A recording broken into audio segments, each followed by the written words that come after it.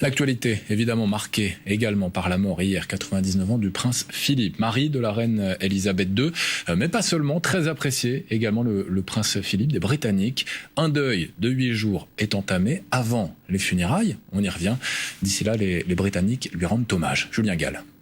À Édimbourg, devant le palais de Holyrood, résidence royale écossaise, de nombreux passants sont venus déposer des fleurs pour rendre hommage au prince Philippe. Je suis triste parce que j'ai grandi avec lui et la famille royale. Je l'appréciais. Une fois, je l'ai vu passer en voiture. C'était à l'époque d'un festival punk rock en 77. Quelle que soit votre opinion sur la famille royale, c'est un jour triste, surtout pour la reine. Ils ont été mariés si longtemps. Certains se souviennent de l'humour du duc d'Édimbourg.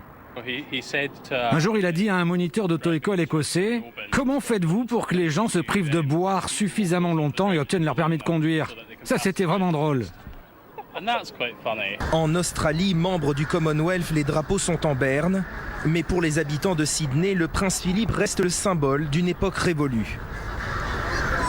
Mes amis plus âgés sont nostalgiques d'une certaine époque et lui ont rendu hommage. C'est un fossé culturel intéressant entre les générations. Au stade de football de Craven Cottage, dans le sud-ouest de Londres, les joueurs observent 2 minutes de silence à la mémoire du prince Philippe.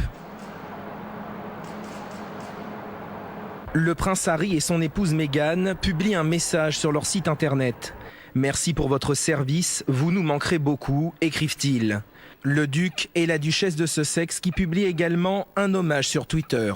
Selon le Daily Mail, le prince Harry a par ailleurs indiqué qu'il ferait tout son possible pour rentrer à Londres et se rendre aux obsèques de son grand-père, le prince Philippe. Via Pfizer ou Moderna, le côté rassurant finalement des vaccins à ARN, est-ce qu'il cache forcément une méfiance pour les autres vaccins, celui notamment d'AstraZeneca? Médecins ou pharmaciens, eh bien, ils commencent à alerter, des rendez-vous ne sont pas honorés et parfois des doses sont perdues. Julien Gall.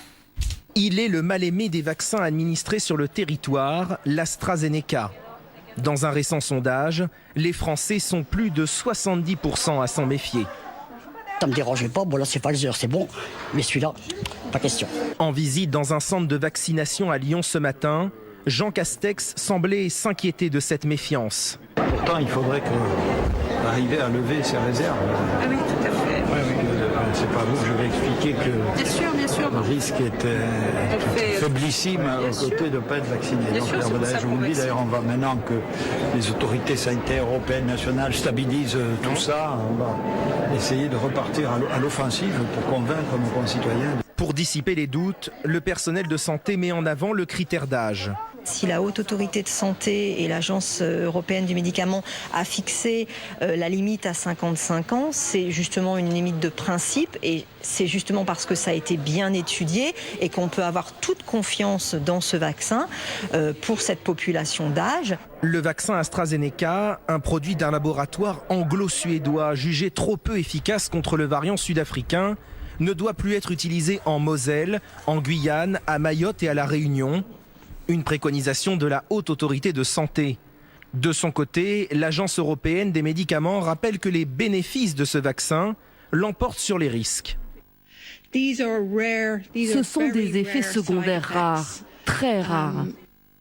Le risque de mortalité lié au Covid est beaucoup plus important que le risque de mortalité lié à ces effets secondaires. Je pense qu'il est important de faire passer le message que les vaccins nous aideront dans la lutte contre le Covid. L'Agence européenne des médicaments indique malgré tout continuer ses investigations sur le sujet. Qui y participera? Meghan et Harry, en froid avec la famille royale, vous le savez, feront-ils le déplacement depuis les États-Unis? Rien de confirmé pour l'heure, même si la présence du prince Harry, très proche de son grand-père, fait peu de doute. Julien Gall. Le prince Harry et son épouse Meghan Markle vont-ils revenir de Californie et se rendre aux funérailles du prince Philippe, qui se dérouleront selon la presse anglaise le 17 avril prochain? Pour l'heure, seuls des messages d'hommage ont été publiés de la part du couple. Sur leur site internet, où Harry et Meghan s'adressent au duc d'Édimbourg, « Merci pour votre service, vous nous manquerez beaucoup », ainsi que sur Twitter.